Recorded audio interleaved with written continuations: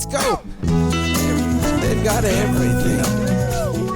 Everything caravan and camping. They've got everything. Yeah, g'day team and welcome to our Everything Caravan and Camping podcast sponsored by ECC Parks. My name's Scott Hillier from Channel 7 and each week we're going to take you to a different destination around this great country of ours. We're going to get you there safe with our Weight and Towing Masterclasses. We've got tech tips. We're going to chat to influencers and we're also going to chat to you, the listeners. We want to hear your stories. We want to hear your questions.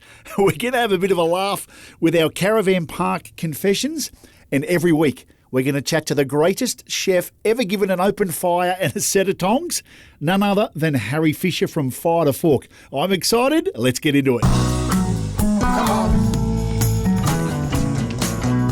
Now, ECC, it's a 24/7 marketplace for all things caravanning, camping and four-wheel driving. With more than 10,000 products available from hundreds of popular brands, you'll find everything you need for your next outdoor adventure. Don't forget, subscribe to the newsletter and save a further 10% off the best brands, products and prices. They're only a click away. Let's go. Okay, where are we heading to this week on the show? Sunshine Coast, Queensland. I just say that with a smile because I may live on the coast and I'm a bit biased. We're going to the Maroochydore Beach Holiday Park and we're catching up with Park Manager Jason Filippini. How are you, my friend? I'm excellent, Scotty, and I got to say I've got a bias too. You've got, yeah, actually you do, because you have lots of little parks here on the sunny coast, and I know that when we talk other states, interstate, here, there, and in North Queensland, Sunshine Coast always brings a smile to your face, my friend. But this one I know you're going to talk about in a minute, but once again, pretty close to Brizzy, just over 100 Ks, Sydney just over 1,000, Victorians just over 1,700, so I know a lot of you travel up here when it gets a bit too cold down south. You come and frequent our sunny coast parks, and this one Jason is about to tell us is an absolute ripper. Oh, it is indeed, Scotty. It is an amazing park. It is actually my first park.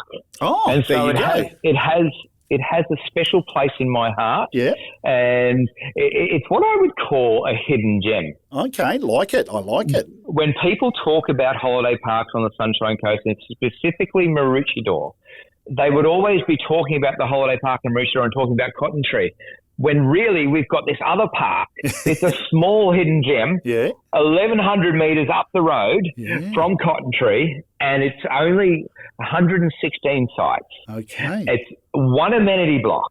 It's got an amazing camp kitchen, and it's got such amazing people that go there. And this is where I started. This is the park that me and my wife, we grew from the start. Wow. And we've made so many friendships and relationships with people at the parks. And they've been over a decade now, and we still talk to them all.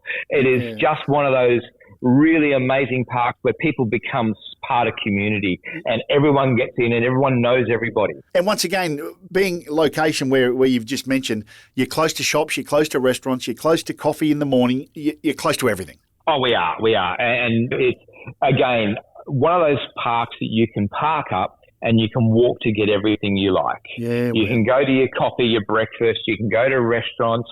It's a short, probably a couple of kilometre walk down to the supermarket and the plaza. It is just so conveniently located for everything. And we're on the beach. Oh, we're fancy. 400 metres to the surf club. Wow. Between Maroochydore Surf Club and our park. Wow. And then you go the other way, it's about a kilometre up to the Alex Surf Club. You've got that, mate, location. And tell us a bit about the park itself, camp kitchens, amenities, all of that sort of stuff.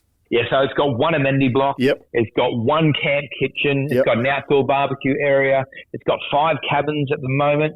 It is a mixture of multi-purpose and slab sites, 116 sites. It is small. It is fully fenced. It is iconic and a hidden gem. It's one of those places you're not going to lose yourself. If you are just starting out, this is one of the parks you want to start out at. Yeah, perfect. And what about our fur babies? Are we pet friendly? No, we're not pet friendly at this stage. Yeah, that's good. Yeah, newsflash. Oh, ding, ding, ding, ding, ding. Yes. Come this Christmas, this November, it will be pet friendly. There you go. Now, Cotton Tree. You heard it first. Was Cotton Tree pet friendly? We spoke about that. No, it's not. No, okay, that's fair to know. But Maroochydore, ding, ding, news alert, this will become a pet-friendly park. Wow. It will be pet-friendly come November 2023. Big news. Now, as I always do, give a little bit of fishing flick, Jace, because I've got the best job in the world. I get to host Creek to Coast, zip around and fish here, there and everywhere. Sunny coast, and I've mentioned it with all the other parks we've spoken about. Summer, fantastic beach fishing. You get your whiting, you get your dart. You can actually pull your own beach worms down there. That's a fair bit of fun. Brim in winter, the tailor get a bit of a run. Now, big dewies also, the back end of winter. For those that are keen to stand there with the big surf rod, you're a chance of a big dewey. There's plenty of rivers, there's plenty of boat ramps if you bring your own boat. There's plenty of good crabbing in the area. And once again, I mentioned it earlier, there is a little boat, swan boat hire, not far from this park if you don't bring a boat and you'd like to hire a little tinny or a barbecue boat. Jace, I think we've covered everything. I think we've ticked. Anything else I've missed, mate? No, I think we're all good. We are good. Maroochydore Beach Holiday Park, your personal hidden gem. Check it out. You can get in contact with you guys, Jace, online or give you a call. Give the girls a call. Get online. Make your bookings. Come and see what this beautiful location's all about. Good on you, Jace. Chat to you later, mate. Thanks, Scotty. And in terms of parks, there's 65 throughout Australia and New Zealand. Now, if you head to everythingcaravancamping.com.au, you can purchase an ECC Parks Family Parks Travel Reward membership. Now, it's only $30. Now, this membership, the things it gives you is crazy. 10% off your stay at all of the ECC Parks and Family Parks destinations throughout Aussie here and over in New Zealand. You get discounts and deals while you travel with their rewards. You get the third night free. You get voucher. You get an entry card to their frequent camper competition. So, for $30, you can't go wrong. So, be sure to jump onto the website and check it out. Let's go. Everything caravan and camping. Okay, time for our Weight and Towing Masterclass, getting you to your destination and home safely. Peace of mind while you're on the road. The last thing you want to do is worry about whether your van's overloaded. If it starts to sway, what can we do, what can we can't do? We brought in the expert. We've got the great man from Weight Check, Dave Lewis. How are you, Dave?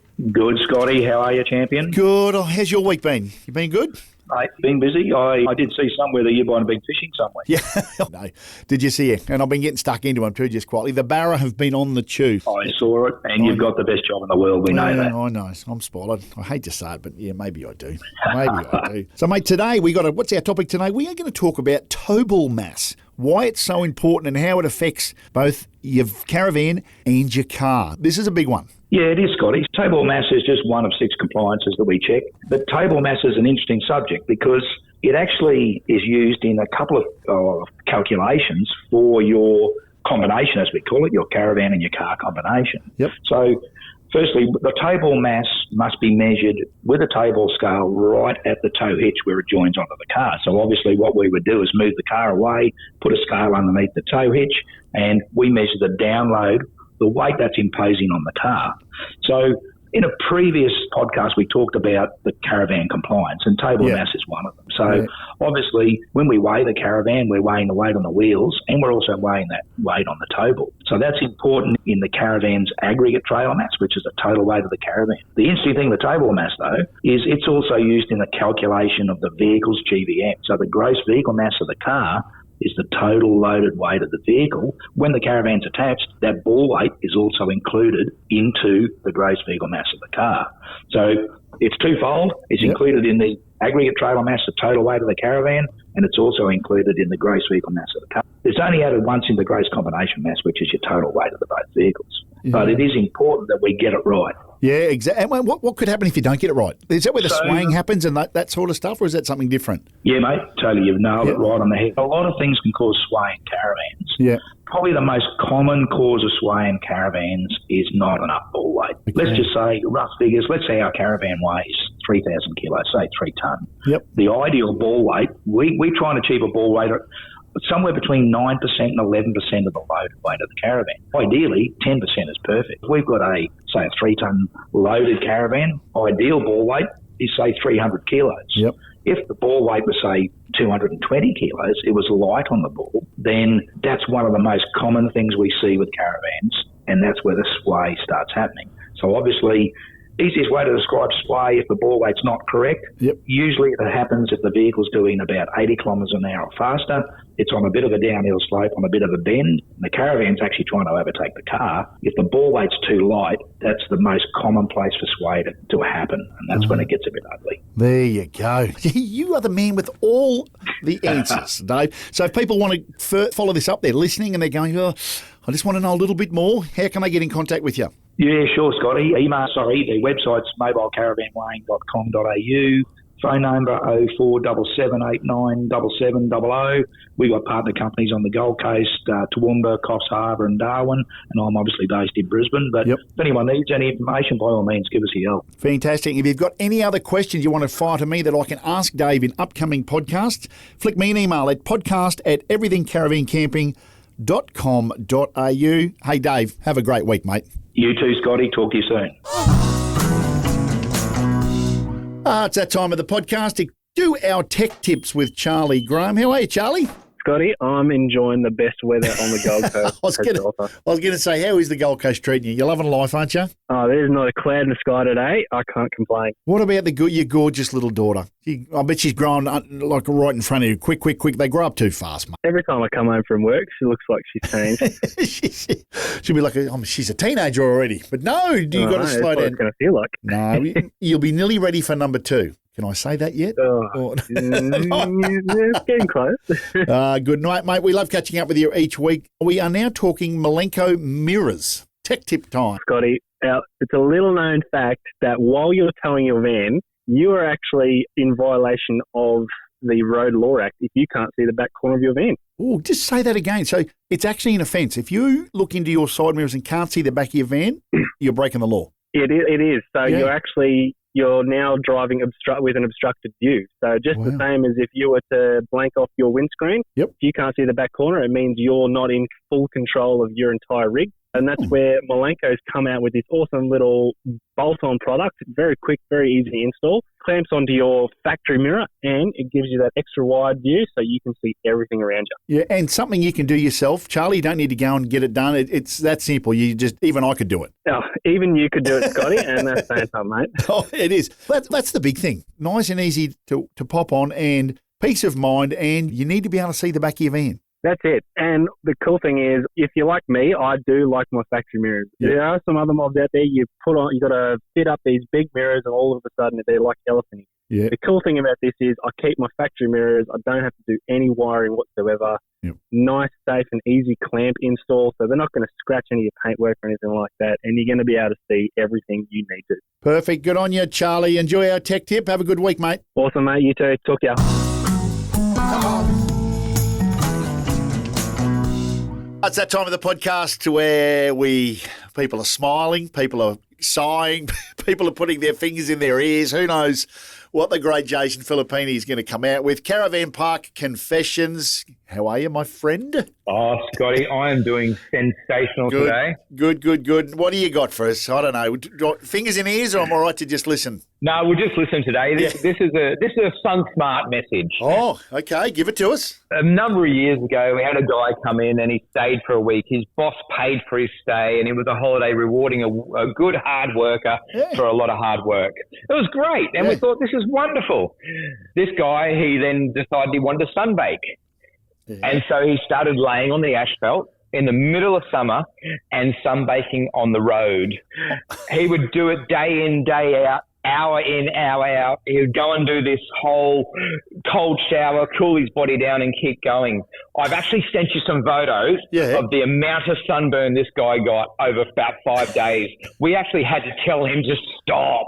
I have never seen someone sunburnt this bad in my life. And just had no idea what was going on. Just continued to sunbake, peeling. I'm looking at the photo. He must have been in agony. Look at the peeling coming off him. The skin's dropping off him. Look at his smile. He's smiling. He was loving it. I have never seen it before in my life. Oh, there you go. We get them all. Now, if you do want to see that photo, it is going to be on our website, so you can jump on there and have a look at the photo. This bloke is absolutely cooked. Jason, as per usual, absolute pleasure, mate. Chat next week. Will do. See you soon. Come on, let's go. Everything caravan and camping. I hope you're enjoying this Everything Caravan and Camping podcast. It is now time to hit the road, whether you're an influencer, whether you're out there doing it, or you're someone that's emailed in and said, Scotty, we'd love to chat to you and tell you about our adventures. We are on the road again. It is the Travelling Panda Coffee Van. Have I got that right, Vegas? Did I say that right? The Wandering Panda Coffee Van. Oh, it's nearly there. You're pretty close. Look, I'm only a fisherman, but we've got Vegas and Kristen. How are you, team? Yeah, really good, mate. Thank you. No, thanks. I love it. People are just loving us talking about and chatting to folk like you that are out there on the road, meeting people, doing it. So I guess first up, tell us a bit of backstory, what you guys are up to, how long you're on the road for, and all of that good stuff. Righto. So we've probably been on the road coming up to 2.5 years now, I think. We packed up and left Victoria and said, see ya. Yeah. We hit the road and we keep moving around. We've got some pretty strong affiliations with the Caravan Parks. We've been sticking to the East Coast the last couple of years. Yep. Trading out of Caravan Parks, and Vegas does his Indigenous artwork as well. Wow. So a bit of a combination of the two businesses. Wow. And you've been on the road for years and years. That's unbelievable. Yeah, it's been good fun. We stop for a few weeks everywhere we go and have a bit of a look, serve some coffee to the punters and paint and do a lot of commission work and all that sort of stuff, and off we go. Wow! So you left Victoria many years ago. Have you got a favourite spot? Where do you look forward to each year to go back and say, not only am I going to sell coffee there, a bit of Indigenous art, but we also love the place? Ours might differ here significantly, I reckon, Scotty. Oh, that's okay. That's okay. We want to hear both. We've seen a lot of really beautiful places, but I think the place that stood out to me the most, I love Lightning Ridge. Oh, beautiful. I found that place so fascinating. It wasn't overly busy for us, but the actual place itself has so much character and so much to offer and see. And obviously the beaches are beautiful when you do the East Coast, but when you really get inland and experience some of the outback, it really stands out in my mind. I loved it. So, Kristen, just paint a picture. Where Lightning Ridge, or where are we going inland from? Just for people listening going, oh, Lightning Ridge, where's that? Yeah, so Lightning Ridge is literally out the back of Burke. It's just 1,000 k's north of Shepparton, if you imagine. Oh, wow. It's just below the Queensland border in central New South Wales. Well, it is out there. Wow. The opal mining town. The biggest black opal mining town in the world. There you go. There's another reason people should go and visit. Absolutely. And one of Australia's best artists comes from there, John Murray. And I bet, shout out to John Murray. And I reckon you sell a bit of his stuff, I have no doubt. He's too good for me, mate. And what about you, Vegas? That's going to be hard to top. I'm definitely coastal. I'd say we're in Harvey Bay at the moment, Airlie, and when I'm feeling a little bit bohemian, I like Byron Bay. Oh, do you? Byron Bay, lover. Yeah, but Eden's beautiful in summer, and Phillip Island's beautiful in summer. So all of the coastal stuff for me. The New South Wales coastline is probably like a real standout for me. Queensland's beautiful, but that New South Wales Sapphire Coast is just unbelievable. God, 3 years, you've probably been everywhere. Is there anywhere on either of your lists you haven't been and you're thinking, they're going to love coffee there, they're going to get us, we're coming soon? Is there anywhere you haven't been that's on the bucket list? I actually think Cooktown, to be honest. We're planning to go there next year. We'll be there in about June, I think. But yeah, I'd like to get up to the tip. My brother is mates with all the blackfellas up north there, and he's actually in Thursday Island at the moment. Beautiful. Go up and see a few of those boys and have a bit of a look around, Oh, happy days. What about you, Kristen? West for us, I really want to get up to the top end of WA and Northern Territory. We really want to get up that side. In the next couple of years, we travel with the dog as well, so it does restrict those areas a little bit because a lot of it's national park and it's such a long way to go to only be able to see some of it. Are you finding, Kristen, like a majority of your places, they're pet friendly these days? Do you find there's plenty travelling with their furry, could be a cat, could be a dog, their favourite animal? Yeah. Yeah, definitely. It's getting more and more, which is good. I think Australia's a long way behind the rest of the world as far as the way that dogs particularly are allowed to things like restaurants and places. Mind you, Harvey Bay, we just keep running into places that you can't take dogs, which is a bit ridiculous. Yeah. Look, I'm in the dog-loving world over the last 2 years, and previous to that, I would have been thinking, oh, you know what, dogs, come on, but now I have a little cavoodle Gabby, and I'd set her a seat next door to me and it's hello, you can come in there. But no, pet friendly is a big thing in our RV world, and I know everyone's traveling. And we've got a dog that's very hard to hide too. We've got a Great Dane. So she's very hard to hide. At least I know I could hide my cavoodle in your Great Dane's mouth. Pop it in. You can use it for a toothpick. Oh, yeah, probably. Now, look, you guys are chatting to people 24/7. A couple of tips. What have you, over the years, what have you accumulated? What's in there that you've thought, right, I've heard that several times. That's a little tip we should or shouldn't do. Anything stand out? Oh, the whole thing's been a learning experience for us, Scott. We weren't traditionally caravanning families. So okay. We've learnt everything on the road from people around us. So talk to people around you, ask their advice, get on all the Facebook sites and the blogs, because there is so much information out there. If you get stuck, people are definitely more than willing to help you out. Yeah. Have as many hose fittings as you can carry, because there's always a different one in every single park that we go to. Yeah, and probably never get to a caravan park after 5 o'clock, because before that, you're part of the show. After that, you are the show. Oh, I love it. I love those tips. Get there early. And Vegas, I've got to ask you, what's the way to have a coffee? We hear the lattes, the short black, the long black, the caps. What's the way that we should be having our coffee? No, you've got to go on Melbourne Magic if you're going to be... tell me more. I'm probably a flat white boy with oat milk, so I'm a bit puffy. But are you finding people are having oat milk, soya milk, grass milk, goat milk? It's just you've got to have 37 different milks. Yeah, they'll be. Well, being the Wandering Panda, we're almost tempted to find about getting panda milk. It must be something. Oh, that's quite funny. That is. And you could mark it as a special, the panda milk cappuccino. Yeah. Oh, listen. Tastes like bamboo. Hey, guys, it's been great to chat. Now, Vegas, Wandering Panda, where can people catch up with you or follow your travels, all that sort of stuff? Yeah, I'll get Kristen to give you the handles there. Yeah. That's it, Kristen? We've just got Instagram and Facebook. So Instagram's at Wandering Panda _Coffee Van. Yep. And perfect. Facebook is Wandering Panda Coffee Van. Vegas's art is also tied in there. So at VGS _creative. Look at you, pair go. It's been an absolute pleasure. Safe travels, and hopefully I can catch up with you around the traps at one of these caravan shows, and I'll order a little panda cappuccino, panda milk cap. Yeah. We'll shout you a cuppa. We might shout you something a bit with froth on it afterwards too, mate. Oh, you sweet talking devil. Good on you, team. Thanks Scotty. I hope you're enjoying this, our podcast, Everything Caravan and Camping. It is that time of the podcast to talk food. Oh, I feel like Homer Simpson every time I talk food. Harry Fisher, how are you, Harry? Fantastic, mate. Having a really good morning. Yeah, now, mate, we've had a few questions because everyone, look, you're blowing people away with all these different recipes. They're simple, but they're tasty. And I got to say, I did try the oyster sauce with the fish the other week. The one that you did good on you, mate. On the original podcast, you were spot on. Absolutely ate my fingers. Beautiful. Good to hear, mate. Good to hear. I haven't had a bad report yet. No. Hey, mate, so a couple of questions we've got. People travelling, or if they're at their destination, how important is good wood for your fire, like good proper wood, and the coals? How early should you start the fire?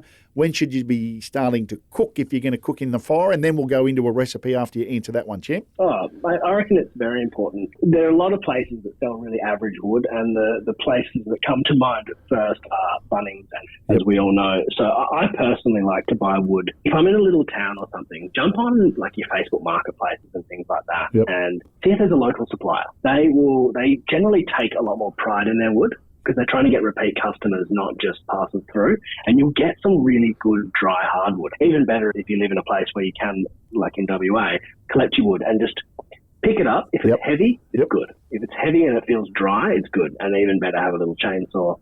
And then for the coal side of things, yes, if you've got lots of wood, you can spend the time and get a nice bed of coals. In which case, you really want to be getting that fire going at least 45 minutes before. But if you want to be a little bit lazier and you want to get your camp oven or something on with some really easy, low-maintenance coals, best thing to do is carry a little bag of lump charcoal. So not much, just maybe 5 kilos or so, which is relatively inexpensive. And the good thing is, once you've lit it, and to light it, you just light it like you would a fire. So chuck some firelighters under it or just chuck it on the fire itself until it's all ignited. They will burn for 3-4 hours. So you're not constantly taking your, you know when you put all your heat on the top of the camp oven, and then you're gonna, that's all cold going out, so you got to pull that off and then put new ones on and keep burning more wood and blah blah blah. Yeah. If you have a little bag of coals, just chuck 4 or 5 pieces on, and that will do the top of your camp oven beautifully. So that's always been my sort of little cheat code. And the best bit is, if you chuck them in a bucket of water afterwards, you can reuse them. So get out. If you only use half your piece of now this won't work with your heat beads and stuff, which are like the composite briquettes. This has to be lump charcoal. Heat beads brand is fine, but they have to be lump charcoal. Lump LUMP charcoal. There you go. And that stuff is brilliant. Mate, you're a wealth of knowledge, but we could talk about that all day. But we need a little quick recipe from you, mate. But lump charcoal, that's going on the pen. There we go. What are we cooking today, champ? Mate, I feel like a bit of Nando's this morning, I think. I'm a huge fan of Nando's, and I found out that it's really bloody easy to cook. Yeah. So all you do is you go to your supermarket, get some Nando's peri-peri sauce, whatever flavour, whatever heat setting you like. I'm an extra hot man. So you get some skin on thighs from your butcher. Yeah. Chuck some in a bag with the thighs, chuck it back in your fridge. So you do it in the car, do it in the car park outside the butcher. Yep. And I chuck it in my fridge. Off I go to camp, leave it in there for a few hours, chuck it out, and then all you need is a grill over the fire or over the charcoal or on the Weber or whatever you're using. Also, when you're at the supermarket, get some corn and a bit of that Nando's peri-naise, which is bloody good stuff. Yeah, okay. Now, simple. You just chuck your chicken on the grill on a sort of a medium-high heat, and then get some sort of a little basting brush. I use like a 50-cent paintbrush from Bunnings. Yep. And then you want to make sure it's not a plastic one. Make sure it's a hair one. Yeah. You don't want it to melt plastic on your chicken. Then you flip and baste your chicken about every 3-4 minutes, so quite regularly. And you want to just baste on, and you build up that flavour. Yeah. So you build up that coating on the outside of the chicken until it's getting brown and some little craggly black bits. Oh, stop it. Now, while you do that, you get your Nando's peri-naise and you're rubbing on the corn. Now, it sounds really weird to rub mayo on corn, but it actually acts like butter. Most people don't know, but mayo and butter are basically interchangeable when it comes to barbecuing. So you rub that peri-naise on, it's got a bit of sugar in it, it's got a bit of salt. It's really bloody nice. Yeah. Barbecue your corn. That corn needs nothing on it now. It's all good to go. So you have your corn, your crispy corn, you have your beautiful crispy chicken, serve it up, and if you're getting really fancy, make some chips or something with it. Oh, Harry, we're all dreaming listening to you, and I know we can find the recipe. We can see you. Google Fight a Fork, Harry Fisher, absolute legend. Or if you've got a question for Harry, shoot me, podcast@everythingcaravancamping.com.au, mate. I look forward to this every week. I'll speak to you next week, Harry. Looking forward to it, mate. Can't wait. I'll chat to you later. Let's go. Now, don't forget to head to the Everything Caravan and Camping podcast page at everythingcaravancamping.com.au. Sign up to the newsletter for your chance to win a $50 voucher to spend on the ECC Marketplace. Now, don't forget to catch up on all of our ECC episodes. Go to where you get your podcasts, or it's pretty simple. Head over to the website, everythingcaravancamping.com.au.